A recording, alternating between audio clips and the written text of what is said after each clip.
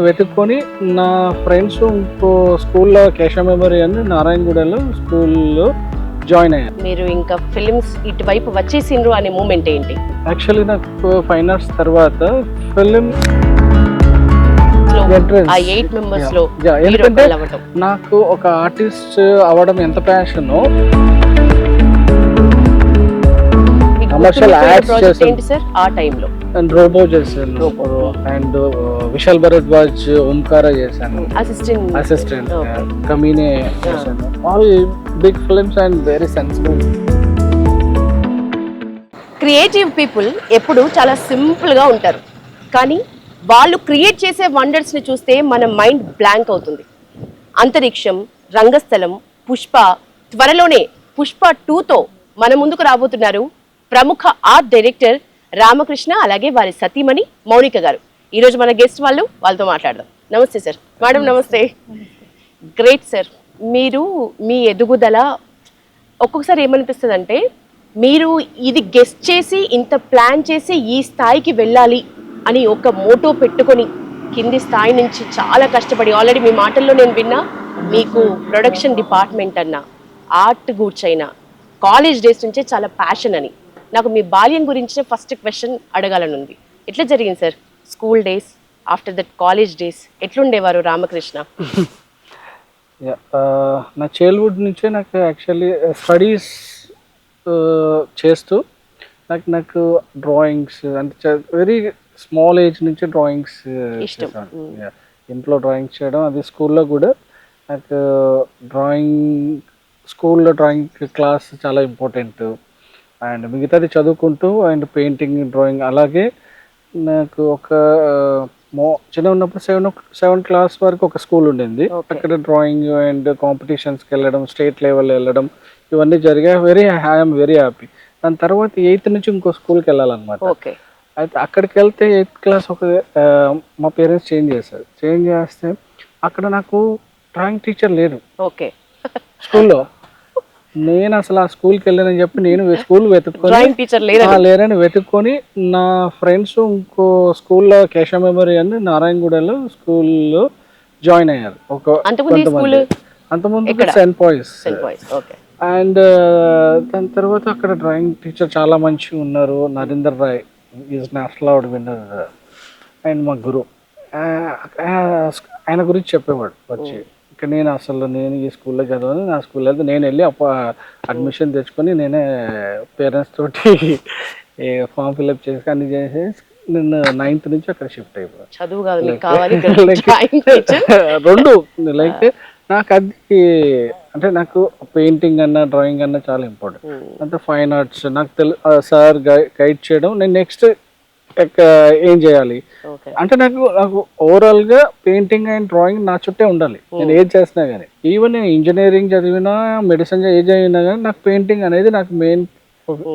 అలా నాకు చిన్నప్పటి నుంచి ఫిక్స్. దాని తర్వాత నేను ఫైన్ ఆర్ట్స్ చేశాను. మా గురువు గారు నరేందర్ రాయ్ నాకు పెయింటింగ్ ఆయన దగ్గర నేను నేర్చుకున్నాను. దాని తర్వాత నేను అడిగాను, నేను నెక్స్ట్ సినిమాస్ ఫిల్మ్ ఇండస్ట్రీకి వెళ్దాం అనుకుంటున్నాను. అది 10th కూడా కాదు, 9th క్లాస్లోనే. అంటే ఎందుకు లైక్ పెయింటింగ్ అండ్ ఫిల్మ్ ఇండస్ట్రీకి చాలా డిఫరెంట్. ఎందుకంటే ఇది పెయింటింగ్ చాలా ఈ ప్రొఫెషన్ వేరు. ఇక్కడ ఏంటంటే నీకు ఏం కావాలో, నువ్వు ఏం చేయగలుగుతావు, నీ ఇష్టం వచ్చింది నువ్వు చేయొచ్చు. అది జనాలు దాన్ని లైక్ చేసి నీ పెయింటింగ్స్ కొనడము, నువ్వు ఎంత లెవెల్కైనా కానీ ఎదగవచ్చు. అండ్ కంట్రీ వైజ్గా కూడా వరల్డ్ వైజ్గా కూడా ఆర్టిస్ట్ అంటే వాల్యూ అక్కడ ఉంటుంది. ఇంకోటి ఏంటంటే నీ మూడ్లో నీ ప్రపంచంలో బతకచ్చు.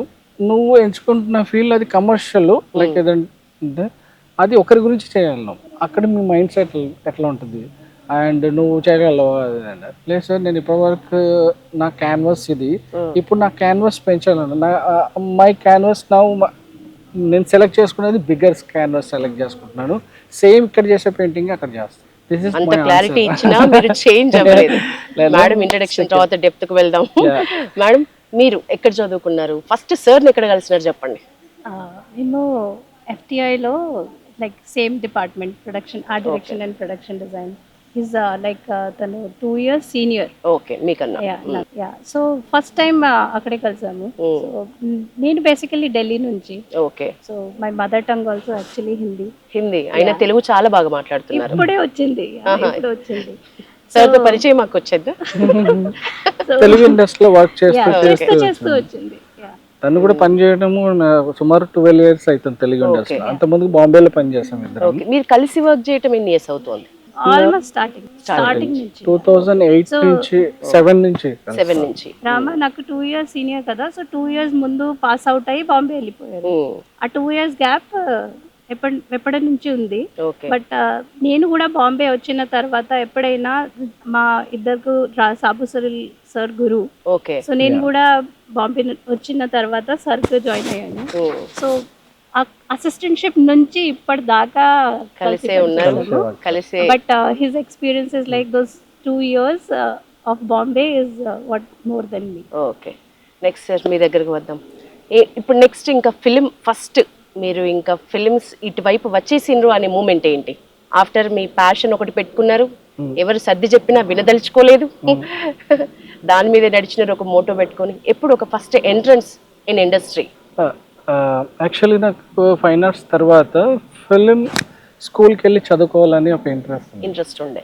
ఎందుకంటే నాకు తెలుగు ఇండస్ట్రీ, తెలుగు వాళ్ళైనా మన ఇండస్ట్రీ ఇంత పెద్ద ఇండస్ట్రీ అని ఎక్కడైనా ఎవరైనా ప్రొఫెషనల్ దగ్గరికి వెళ్ళి టెక్నీషియన్ దగ్గరికి వెళ్ళి నేర్చుకోవచ్చు. అవును. అండ్ కానీ నాకు ఫస్ట్ లైక్ బేస్ చాలా స్ట్రాంగ్గా ఉండాలి, లైక్ ఫౌండేషన్ చాలా స్ట్రాంగ్గా ఉండాలి. ఏదైనా ఎడ్యుకేషన్ ఇప్పుడే లైక్ ఫస్ట్ చదువుకొని తెలుసుకొని దాని తర్వాత ఎవరికైనా అసిస్ట్ చేసినా కానీ ఇండస్ట్రీలో అంటే ఫుల్ కంప్లీట్ నాలెడ్జ్ తోటి వెళ్ళాలని చెప్పేసి నేను ఫిలిం స్కూల్ ఎప్పటికైనా ఫైన్ ఆర్ట్స్ తర్వాత అది కూడా నేనే ఫైండ్ అవుట్ చేసి ఇండియాలో టాప్, యాక్చువల్లీ ఏషియాలో నంబర్ 1 ఇన్స్టిట్యూట్, వరల్డ్లో 2nd best institute film and television institute of India. దాంట్లో లైక్ జయా బచ్చన్ కానీ, సంతోష్ శివన్, మన బన్సాలి గారు, అలాంటి ఇది పూణేలో ఉంటుంది. ఇది సెంట్రల్ గవర్నమెంట్ రన్ చేస్తుంది. లైక్ అయితే దీంట్లో కూడా సీట్స్ రావడం కానీ చాలా టఫ్ ఉంటుంది.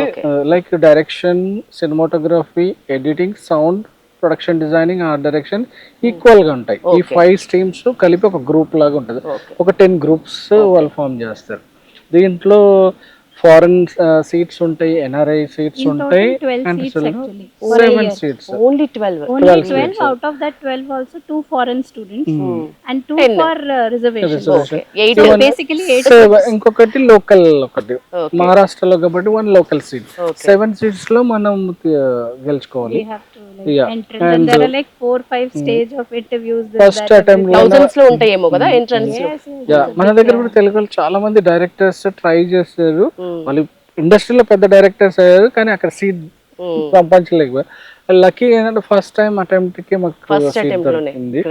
అండ్ దాని తర్వాత నేను అక్కడ ఎడ్యుకేషన్ కంప్లీట్ చేసిన తర్వాత సాబు స్టిల్ అండ్ సమీర్ చందర్ వీళ్ళిద్దరి దగ్గర బాంబేలో మేము అసిస్టెంట్ గా వర్క్ చేశాను. స్టెప్ అంటే ఇందాకదే చెప్తారా సార్? ఇప్పుడు ఆ ఎంట్రన్స్ లో ఆ 8 members లో నాకు ఒక ఆర్టిస్ట్ అవ్వడం ఎంత ప్యాషనో, ఇప్పుడు చిన్న ఉన్నప్పటి నుంచి డ్రాయింగ్ అండ్ పెయింటింగ్ ఎంత ప్యాషనో, సినిమా అంటే ఎంత ప్యాషనో. సినిమా అంటే నాకు విశ్వనాథ్ గారు, జంజాల గారు, అండ్ దాని తర్వాత ఇంకో లెవెల్ అంటే ఇంకో జనరేషన్ కి 90s కి అనుకుంటే నాకు మణిరత్నము, రామ్ గోపాల్ వర్మ, వీళ్ళు ఒక జనరేషన్ అన్నది. ఈ నలుగురు నాకు ఒక బ్యాక్ డ్రాప్ అంటే ఇది ఒక రిఫరెన్స్. అయితే అప్పటి నుంచే సినిమా అనేది ఒక అక్కడి నుంచే ఉంది. మా ఇంట్లో బ్యాక్గ్రౌండ్ లో ఎవ్వరు సినిమా కానీ ఎవరు లేరు. అండ్ నాకు ఏది కాంటాక్ట్స్ కానీ ఏదైనా ఇండివిజువల్ గా నాకు ఇంట్రెస్ట్. జనరల్ గా మా కైండ్ ఆఫ్ ఫ్యామిలీస్ గా ఉంటది, మంచి చదువుకో, జాబ్ చేసుకో, లేకపోతే ఏదన్నా ఇంకో లెవెల్లో ఇంకేదన్నా, అంతేగాని క్రియేటివ్ అంటేనే ఫస్ట్ ఆఫ్ ఆల్ పెయింటింగ్ అంటే ఎందుకు లేని కష్టాలు ఇవి. ఆర్టిస్ట్ అంటేనే అప్పుడు ఆ టైంలో జోలు వేసుకొని తిరిగి గడ్డం పెంచుకొని తిరుగుతుంది, వీడు ఏం సంపాదిస్తాడు, ఏం ఫ్యామిలీని నడుపుతాడు అనే ఒక ఇది ఉంటుంది జనరల్ గా. ఇప్పుడు ఇంకా చాలా స్కోప్స్ వచ్చేసాయి కార్పొరేట్స్ లో.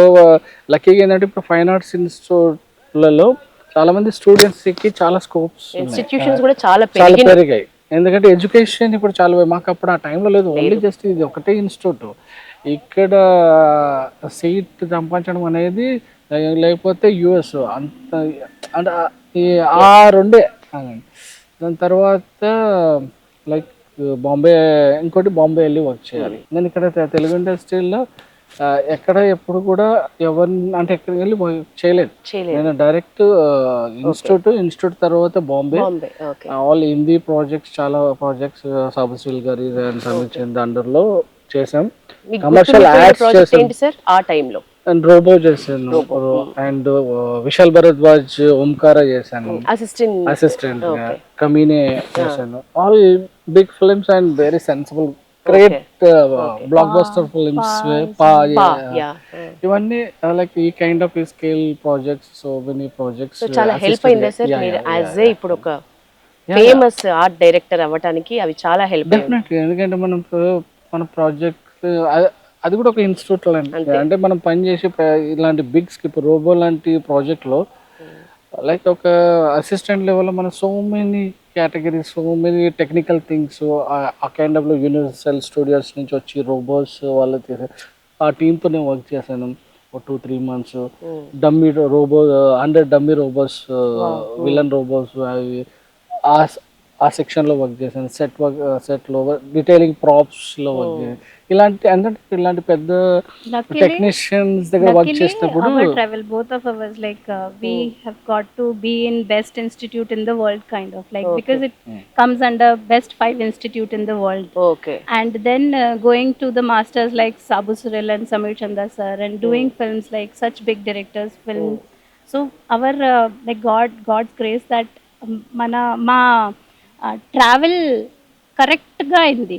వన్ థింగ్ మీరు అబ్జర్వ్ చేస్తే మా ఇద్దరు ట్రావెల్లో ఎడ్యుకేషన్ అండ్ అంటే స్ట్రాంగ్ ఫౌండేషన్ అండ్ ఫిలిమ్స్ రావాలంటే ఫిలిమ్స్ కూడా education, proper education top most institute లో గురు లైక్ మేబీ కరెక్ట్ డిసిజన్ కూడా తీసుకున్నాము. లైక్ ఇంత పెద్ద ఇన్స్టిట్యూట్ నుంచి పాస్ అవుట్ అయ్యి డైరెక్ట్ ప్రొడక్షన్ డిజైనర్ అవుతాము అని ఆలోచించలేదు. ఫస్ట్ అలా ఆలోచించలేదు. లైక్ ఫస్ట్ అసిస్ట్ ఆలోచించలేదు. తను చెప్పే మీనింగ్ ఏంటంటే లైక్ మనం డైరెక్ట్ వెళ్ళి డైరెక్ట్ పాస్ అవుట్ అయ్యాము. లైక్ ఏంటంటే ఇప్పుడు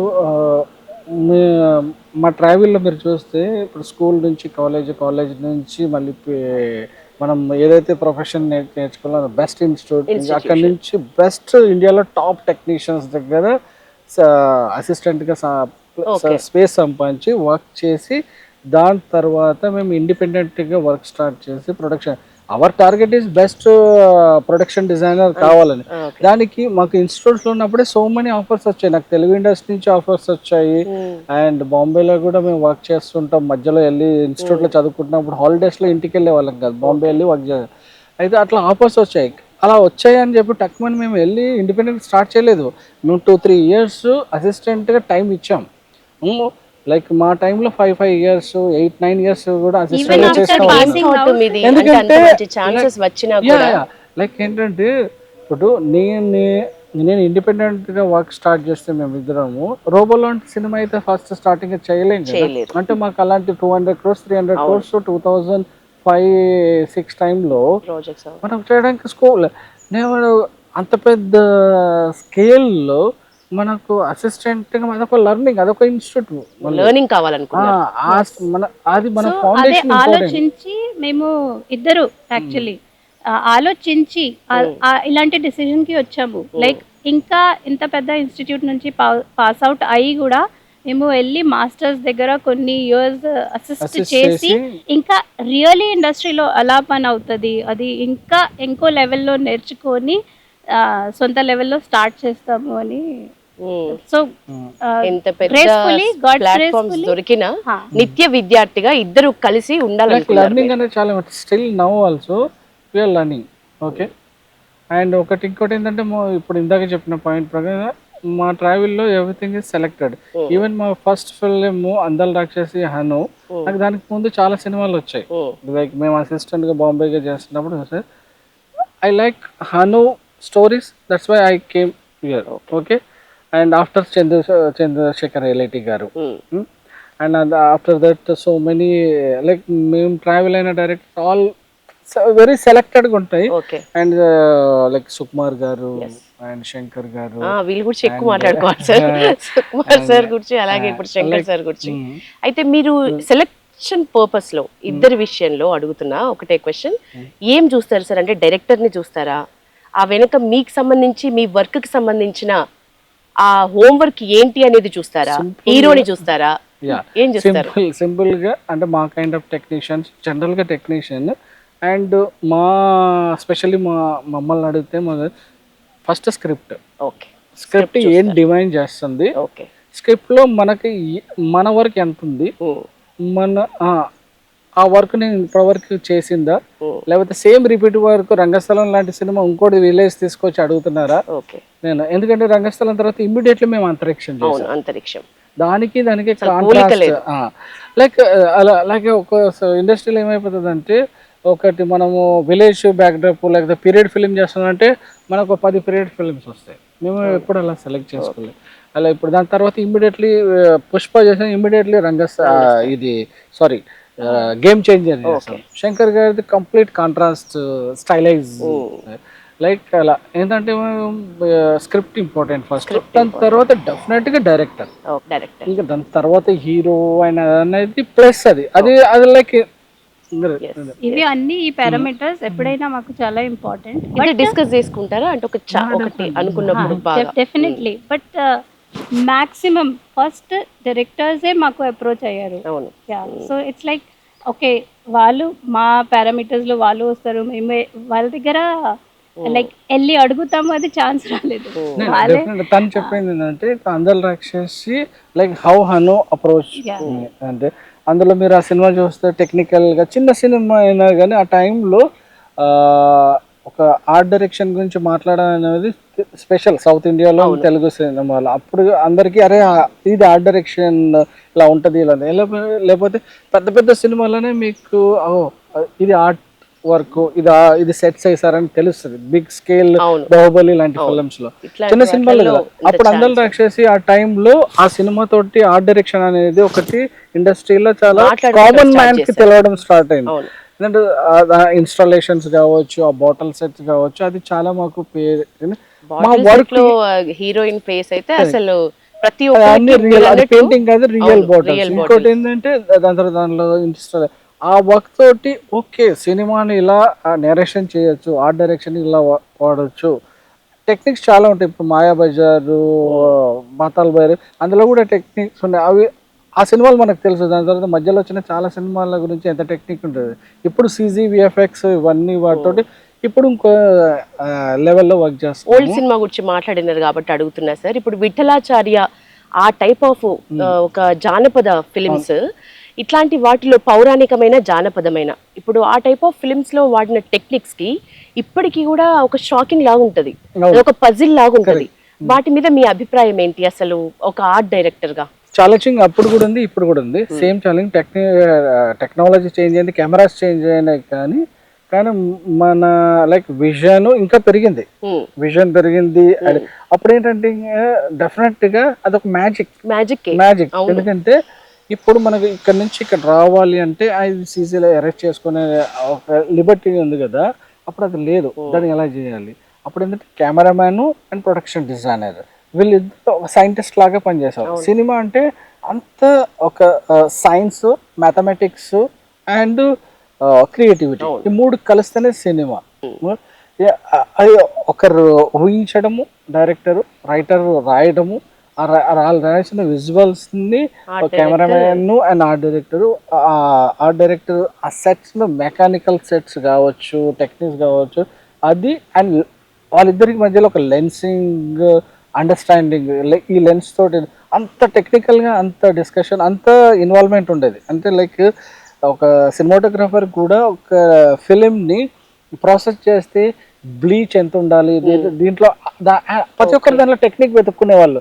నేను దీన్ని ఎలా డిఫరెంట్ గా చూపించాలి, లైక్ పిసి శ్రీరామ్ గారిది ఒక టైప్ ఉంటుంది. మనం లైక్ జయదేవ వీరుడు చూస్తే అందులో నిజంగా డ్రీమీ సాంగ్ ఉంటుంది. లైక్ సంతోష్ ఖాన్ గారు వస్తే ఆయన లెన్సింగ్ అయినా అట్లా ఎవ్రీ అంత ముందు ఈ బ్లాక్ అండ్ వైట్ విఠలాచారి గారి ఆ ఫిలిమ్స్ లో మనం ఫారెనర్స్ తోటి వర్క్ చేసాం. ఇంకా మన దగ్గర మన ఇండస్ట్రీ అప్పుడప్పుడే స్టార్ట్ అయింది. అప్పుడు అంత టెక్నికల్ లేదు, మన ఫారెన్ డిఓపీస్ తోటి. కానీ Indian art directors every one only just cameraman ఒక్కరు బయటకు వెళ్ళొచ్చు.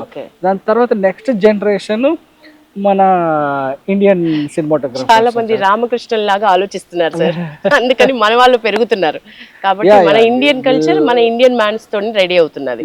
ఇప్పుడు మన మీకు నచ్చిన పౌరాణిక చిత్రం ఏంటి సార్? ఒక ఆర్ట్ డైరెక్టర్ గా ఓల్డ్ సినిమాల్లో మీకు నచ్చింది ఏంటి? ప్రస్తుత రోజుల్లో ఈ మధ్య మిమ్మల్ని అట్రాక్ట్ చేసిన ఫిలిం ఏంటి? మాయాబజార్ ఒకటి, పాతాళ భైరవి. అది ఇంకా ఎప్పటికీ అంటే అదొకటి లైక్ ఇప్పటికి నేర్చుకోవచ్చు అనిపిస్తుంది కదా. ఇప్పుడు హ్యారీ పోటర్ చూసినా గానీ, ఈ లార్డ్ ఆఫ్ ది రింగ్ చూసినా, అంటే మేము ఎప్పుడు బ్లాక్ అండ్ వైట్ లో ఇవి చేసేసాము. అది నాకు ఇప్పటికి కూడా ఎస్వి రంగారావు గారు ఆ బోన్ చేసే షాట్ ఉంది కదా, అది ఎట్లా చేస్తారు? ఆ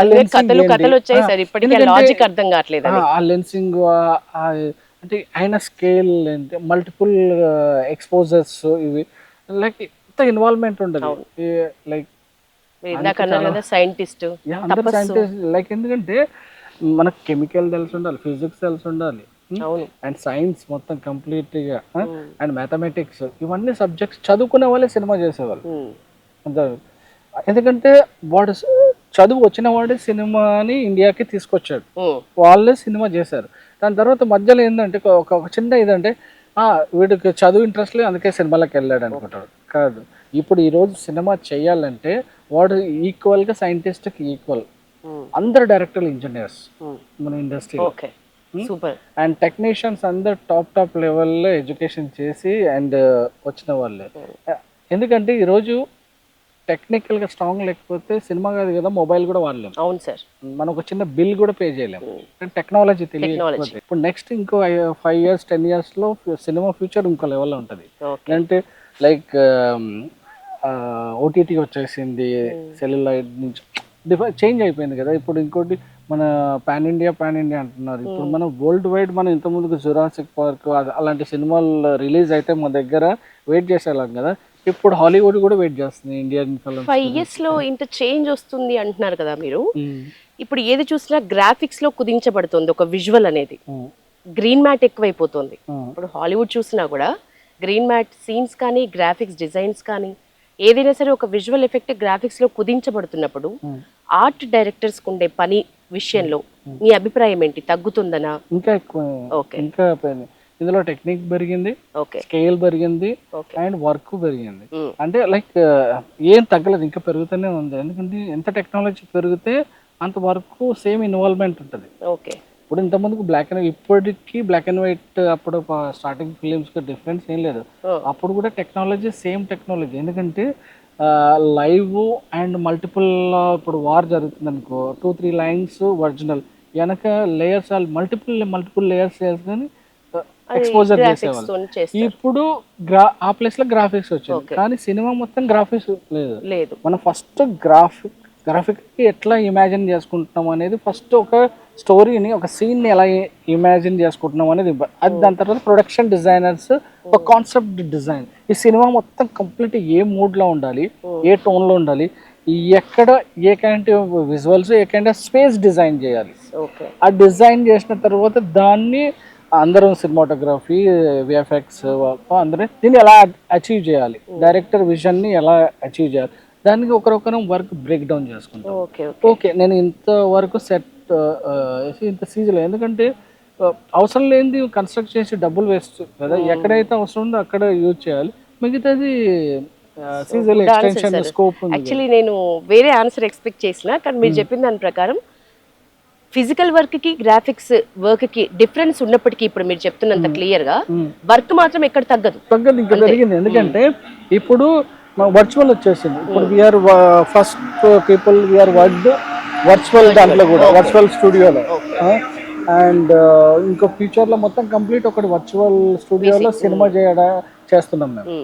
next even we made one demo movie for cube గురించి ఒక మూవీ చేసాం. క్యూబ్ అని ఒక ఇండియన్ కంపెనీ, అది వాళ్ళు ఫస్ట్ మన కంట్రీలోనే all film makers project upcoming they're planning to make a proper movie with ప్రస్తుతానికి ఇప్పుడు virtual. సో మీరు డెమో చేసినారు. దానికి డెమో ఒక మూవీ లైక్ కొన్ని మినిట్స్ కి ఒక మూవీ చేసాము. So even for virtual also art direction పని ఏం తగ్గలేదు. ఓకే, టెక్నికల్ గా ప్రాపర్ డీటెయిల్డ్ వర్క్ ఉంటుంది. బికాస్ ఎక్కడైనా CG, green screen, blue screen ఉంటే యాక్టర్స్ ఇంటరాక్షన్ దాకా అది ఫిజికల్ సెట్సే ఉండాలి. Yeah, okay. సో ఈవెన్ కొన్ని ఇయర్స్లో మనం లైక్ షిఫ్ట్ అయిపోతాము వర్చువల్ కి, బట్ అప్పుడు కూడా ప్రొడక్షన్ డిజైన్ స్టిల్ ఉంటది. అప్పుడు ఆ సెట్స్ కూడా మేమే డిజైన్ ఇంకా ఇప్పుడు చేస్తున్నాం కూడా మేము. ఇప్పుడు వర్చువల్ కూడా లైక్ అన్రియల్ అని ఒక సాఫ్ట్వేర్ తోటి ఉంది. ఇప్పుడు ఎలా ఉంటుంది అంటే ఇప్పుడు ఒక ఎనీ లైక్ స్నో వరల్డ్ లాగా ఏదన్నా ఉందనుకోండి, మనం ఊహించిన దానికి ఫ్యాంటసీగా అలాంటి వరల్డ్ ఉండదు. దానికి అలాంటిది అన్రియల్ లో డిజైన్ చేసుకొని దానికి కావాల్సిన ఫోర్ గ్రౌండ్స్ మొత్తం కంప్లీట్ సెట్ ఉంటుంది. మళ్ళీ ఆ సెట్ 360 తిరిగినప్పుడు దీని ప్రకారం ఈ సెట్ కూడా మూమెంట్ అలా ఛాలెంజింగ్ ఉంటాయి. ఎందుకంటే ఇప్పుడు సెట్ అండ్ రియల్ స్కేల్లో ఉండాలి, ఇన్ని చూసుకోవాలి. ఇవి ఇంకెలా అంటే నీకు కంప్లీట్ గా టెక్నాలజీ తెలిసిన వాడే ప్రొడక్షన్ డిజైనింగ్ చేయగలుగుతారు, సినిమాటోగ్రఫీ చేయగలుగుతారు అండ్ డైరెక్షన్ చేయగలుగుతారు. ఎర్లియర్ కొంతమంది ఆర్ట్ డైరెక్టర్స్ లైక్ నేను మాట్లాడుతున్న 30 years బిఫోర్, అప్పుడు మేబీ ఎడ్యుకేషన్ లేకుండా గుడ్ టెక్నికల్ నాలెడ్జ్ తో సినిమా చేయొచ్చు అని ఆర్ట్ డైరెక్టర్స్. ఇప్పుడు ఆ పరిస్థితి లేదు. ప్రాపర్ గా అప్డేటెడ్ ఉండాలి. సిటీలో ఏమేమి ఎక్కువ లైక్ డీటెయిల్స్ వస్తున్నాయి కెమెరాలో. ఈవెన్ సెట్ ఎగ్జిక్యూషన్ కూడా దీనికి చేంజ్ అయిపోయింది, చాలా చేంజ్ అయిపోయింది. సో టెక్నికల్ గా ఎడ్యుకేటెడ్ గా ఉండకపోతే చేసే అంటే ఇప్పుడు ఎలాంటి ఇప్పుడు మేము ఒక లెవెల్ వరకు ఒక సెట్ చేసుకున్నారు. ఒక మహల్ ఉంది, దాని వెనక ఒక రాజ్యం ఉంది, ఒక లెవెల్ వరకు సెట్ వేసాం. దాని తర్వాత ఎక్స్టెన్షన్ ఉంది. ఎక్స్టెన్షన్ కూడా అది కంప్లీట్ గా మేము విజువల్ డిజైన్ చేసి అప్పుడు విఎఫ్ఎక్స్ కి డైరెక్టర్ తో అప్రూవల్ వెళ్తే దాన్ని వాళ్ళు ప్రాక్టికల్ గా అచీవ్ చేస్తారు. ఇదంతా ఒక అంత టీమ్ తోటి కలిసి చేసేది. ఓకే మేము ఈ వర్క్ చేసాం, తర్వాత షూట్ చేసారు, తర్వాత ఇంకొకరు గ్రాఫిక్ చేసారు, అలా ఉండదు. కంప్లీట్ ఫైనల్ విజువల్స్ ఫిక్స్ చేసుకొని దాన్ని అచీవ్ చేస్తారు. మీరు ఇండస్ట్రీలోకి ఎంటర్ అయ్యాక సాహసం ఏ ఫిలిమ్స్ అంటే ఎన్నో ఫిలిం అది సాహసం సెకండ్ ఫిలిం, తెలుగులో సెకండ్ ఫిలిం. ఫస్ట్ ఫిలిం ఏది సార్? అందాల రాక్షసి. నెక్స్ట్ సాహసం. అందాల రాక్షసి అంటేనే మీరు అన్నట్టు బాటిల్ సీన్ గుర్తొచ్చేస్తుంది. సాహసం విషయానికి వస్తే ఆ మెట్లు, ఆ పురాతనమైన సెట్టింగ్, డిఫరెంట్ తాళాలు, పురాతనమైన తాళపు చెవులు, ఆ సీన్స్ సంబంధించి ఎట్లా చేసింది సార్ హార్డ్ వర్క్? అంటే ఫస్ట్ ఒక ఛాలెంజ్ ఉండేది అప్పట్లో. లైక్ సీజీ మన దగ్గర అంత డెవలప్ కాదు. ఒకవేళ మనం ఆ లెవెల్ సీజీకి వెళ్దామంటే మన బడ్జెట్ సపోర్ట్ చేసేది కదా. అంత సపోర్ట్స్ మన అయితే మాకున్న బడ్జెట్కి అండ్ మంచి బడ్జెట్ అయినా కానీ మేము సీజీలో అంత అఫోర్డ్ చేయలేను. అయితే చందు గారు అండ్ నేను మాకు సామ్జత్ గారు డిఓపి. అయితే మేము ఏంటంటే మ్యాక్సిమం ఎంతవరకు అయితే అంతవరకు లైవే వెళ్దాం. అది మెకానిజం కావచ్చు అండ్ సెట్స్ మూమెంట్ కానీ సెట్స్లో అది ల్యాండ్స్కేప్లో కూడా ఎంత మ్యాక్సిమం అవుతుంది. ఏదైతే ఇన్ఫినిటీలో ఉంటుందో వాటర్ లైక్ స్కై అలాంటిది, ఏదైతే ఫైర్ అట్లాంటిది తప్ప మిగతా అన్ని మనం లైవ్ వెళ్దాం అప్పుడైతే కానీ. ఎందుకంటే మనకు ఉన్న బడ్జెట్లో దాన్ని చాలా పర్ఫెక్ట్గా చేయగలిగితేనే సీజీ అటెంప్ట్ చేయాలి. లేకపోతే మంచిగా చేసే వాళ్ళు ఉన్నారు కానీ బడ్జెట్ సపోర్ట్ చేయాలి. అందుకే అంటే మీరు చూస్తే ఆ క్లైమాక్స్ అందరు ట్రెజరెంట్ మీద కదా. ఒకటేమో దాంట్లో 2 ఛాలెంజ్లు. ఒకటేమో సినిమా హైదరాబాద్లో అంటే మన ఇక్కడ స్టార్ట్ అయితే సినిమా పాకిస్తాన్ వెళ్తారు, పాకిస్తాన్ వెళ్తారు. పాకిస్తాన్ లో జరుగుతుంటుంది స్టోరీ. అక్కడి నుంచి పాకిస్తాన్ లో ట్రెజరెంట్ అయితే మనం దాంట్లో ఇంకొకటి 90s ఆ టైంలో ది బ్యాక్ డ్రాప్ ది కూడా ఒక సుమన్ గారి పోర్షన్ ఫాదర్ ది అది చేయాలి. అండ్ ఛాలెంజింగ్ ఏంటంటే పాకిస్తాన్ చేయాలి. అది ఎక్కడ చేయాలి? హైదరాబాద్లోనే సగం పాకిస్తాన్ క్రియేట్ చేసి సెట్ సైజ్ షూట్ చేస్తాం. అండ్ మనం అయితే పాకిస్తాన్ వెళ్ళి మన టీం అంతా తీసుకెళ్ళి షూట్ చేయలేం కదా. మేము రీసెర్చ్ కూడా అక్కడ ఏం లేదు, మేము అంత సొంతంగా రీసెర్చ్ చేసుకొని నేను మోనిక అది ఇంకోటి లడాక్ లాంటి ప్లేస్ సెలెక్ట్ చేసుకొని అక్కడ పాకిస్తాన్ క్రియేట్, ఈ 2 ప్లేస్లలో క్రియేట్ చేసాం. దాని తర్వాత సెట్స్ అన్నీ వచ్చేసి రామోజీ ఫిలిం సిటీలో ఫ్లోర్స్లో అన్ని ట్రెజరెంట్ ప్లాన్ మొత్తం డైరెక్టర్ తోటి ఓకే చేసిన తర్వాత అన్ని మెకానికల్ సెట్స్, ఈవెన్ లాక్ అయితే ఇట్లా ఓపెన్ అయ్యి వచ్చేటి ఎవ్రీథింగ్ మాన్యువల్గా చేస్తాం. ఈరోజు మీ టైం ఇచ్చినందుకు థ్యాంక్ యూ. Thank you.